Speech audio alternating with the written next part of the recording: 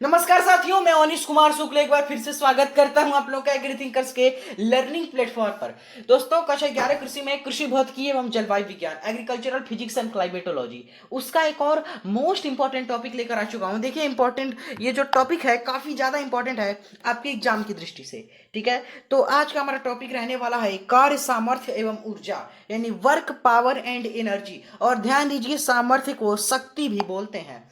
देखिए, तो स्टार्ट करते हैं। पहले कार्य क्या होता है, तो बल तथा बल की दिशा में उत्पन्न विस्थापन के गुणनफल को कार्य कहते हैं। ठीक है, यानी कार्य क्या होता है, बल गुणे बल की दिशा में विस्थापन। ठीक है, ये इसका फॉर्मूला होता है। और इसको आप अगर फॉर्मूले में रखेंगे तो क्या बनेगा, कार्य यानी work, work equal to force जिसको आप बोलते हैं बल, फोर्स डब्ल्यू equal to f cos theta plus s, या इसी को कह सकते हैं डब्ल्यू equal to f s cos theta. ठीक है, कार्य जो है अदिश राशि है, इसका मतलब है कि इसमें सिर्फ परिमाण होता है, दिशा नहीं होती है। एसआई मात्रक जूल या न्यूटन मीटर होता है। आपने पढ़ा होगा कि कार्य का एसआई मात्रक जूल होता है, या किलोग्राम मीटर पर सेकेंड स्क्वायर पर सेंटीमीटर स्क्वायर होता है।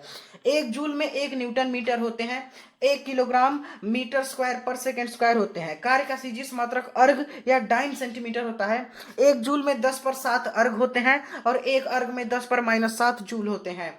कार्य का विमी सूत्र ml स्क्वायर टी इनवर्स होता है। और एक न्यूटन का बल लगाने से वस्तु में विस्थापन 1 मीटर हो तो कृत कार्य 1 जूल होगा।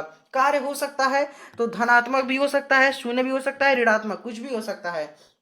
ध्यान में रखना आप लोगों को, जब बल विस्थापन के बीच का कोण न्यून कोण हो तो जो आपका कार्य होगा, यानी जो हो यानी जीरो, वो थीटा जो है वो 90 डिग्री, तो कृत कार्य क्या होगा, तो धनात्मक होगा। ये आपको ध्यान में रखना है। ठीक है, यानी जब बल व विस्थापन के बीच न्यून कोण बनेगा तो कृत कार्य क्या होगा, कृत कार्य धनात्मक होगा, पॉजिटिव में। ठीक है, और जब बल व विस्थापन के बीच का कोण अधिक कोण हो, ठीक है, 90 डिग्री जो है, तो उसमें कृत कार्य ऋणात्मक यानी नेगेटिव होगा। और जब बल व विस्थापन परस्पर लंबवत होंगे तो कृत कार्य शून्य यानी जीरो होगा। जब विस्थापन शून्य हो तो कार्य जो है वो शून्य होता है, आपको ध्यान में रखना है। और अभी केंद्र बल द्वारा कृत कार्य शून्य होता है, ये आपका कार्य हुआ। आप देखिए, शक्ति या सामर्थ्य जिसको पावर कहते हैं।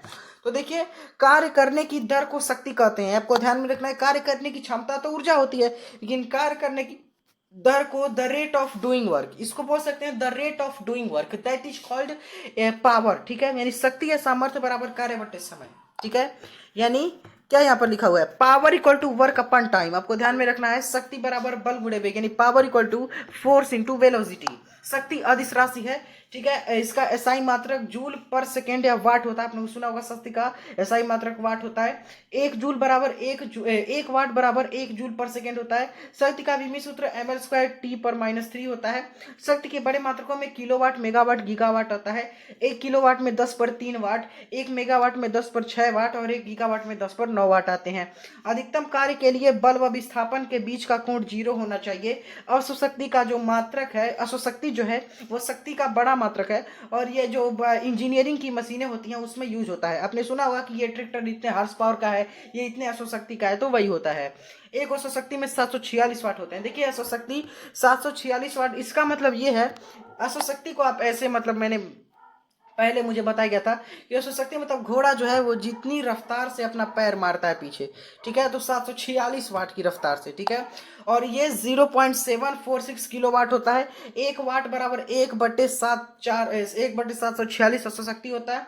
1 किलोवाट बराबर 1.34 हार्स पावर होता है। ये आपको कन्वर्जन ध्यान में रखना है। अब ऊर्जा देखिए, तो कार्य करने की क्षमता को ऊर्जा कहते हैं, और कार्य ही ऊर्जा है, आपको ध्यान में रखना है। ऊर्जा अदिश राशि है, और एसआई मात्रक जूल होता है जो कार्य का होता है। सीजीएस मात्रक अर्घ या डाइन होता है। 1 जूल पर 10 पर 7 अर्घ और 1 अर्घ पर 10 पर -7 जूल होते हैं। विमी सूत्र ml स्क्वायर टीनोस होता है। ऊर्जा के अन्य मात्रकों में आपका calorie, electron volt, electron kilowatt घंटा यानी केडब्ल्यू आते हैं। एक कैलोरी जो है वो 4.2 जूल या 4.18 जूल होता है। और देखिए, वेरी वेरी इंपॉर्टेंट लाइन ये है कि 1 किलो कैलोरी जो है वो यानी 4.18 इंटू 10⁻³ जूल होता है।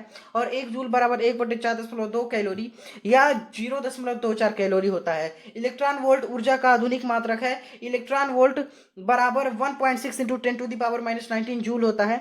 और किलोवाट घंटा विद्युत ऊर्जा का व्यापारिक मात्रक है। किलोवाट घंटा या इसी को यूनिट बोलते हैं, ठीक है। किलोवाट घंटा बराबर 3.6 गुणे 10/6 जूल या 3.6 मेगा जूल या 36 गुणे 10/5 जूल या 3600 किलो कैलोरी। वाट घंटा 3.6 इंटू 10⁻³ जूल होता है। ऊर्जा के विभिन्न देखिए प्रकार देख लीजिए। तो पहला है यांत्रिक ऊर्जा, इसको मैकेनिकल एनर्जी बोल सकते हैं। वैद्युत ऊर्जा, इसको इलेक्ट्रिकल एनर्जी बोल सकते हैं। चुंबकीय ऊर्जा यानी मैग्नेटिक एनर्जी। रासायनिक ऊर्जा यानी केमिकल एनर्जी। ध्वनि ऊर्जा यानी साउंड एनर्जी। लाइट एनर्जी यानी प्रकाश ऊर्जा। न्यूक्लियर एनर्जी यानी नाभिकीय ऊर्जा। और ऊष्मीय ऊर्जा यानी जो आपका हीट एनर्जी होता है, ठीक है। यहाँ पर यांत्रिक ऊर्जा दो प्रकार की हो सकती है। पहला गतिज ऊर्जा यानी काइनेटिक एनर्जी। दूसरा पोटेंशियल एनर्जी यानी स्थितिज ऊर्जा। तो गतिज ऊर्जा क्या होती है, देखिए किसी वस्तु में उसकी गति के कारण उत्पन्न ऊर्जा को गति ऊर्जा यानी के कहते हैं। इसका जो सूत्र होता है वो k=1/2mv² होता है या k=p²/2m होता है। रेखीय संवेग के पदों में जो p यानी रेखीय संवेग यानी p के पदों में ऊर्जा का सूत्र k=p²/2m होता है। और रेखीय संवेग का सूत्र जो है वही आप अगर देखेंगे गतिज ऊर्जा के पदों में तो 2 = √2m होता है।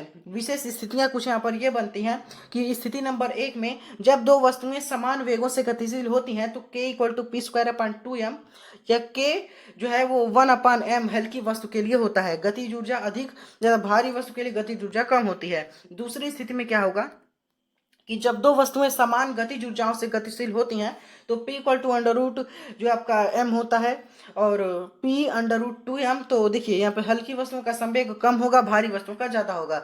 p1/p2 √m1/√m2 होगा। यदि अंतिम संवेग प्रारंभिक संवेग का n गुना हो जाए तो गतिज ऊर्जा में प्रतिशत परिवर्तन तो n² -1 इंटू 100% होगा। यदि p2 = np1 है तो k% क्या होगा तो n² -1 इंटू 100% होगा। अब यहाँ पर देख लीजिए ये चीज आपको देखिए निकालनी नहीं, इसको आप याद कर सकते हैं, ठीक है।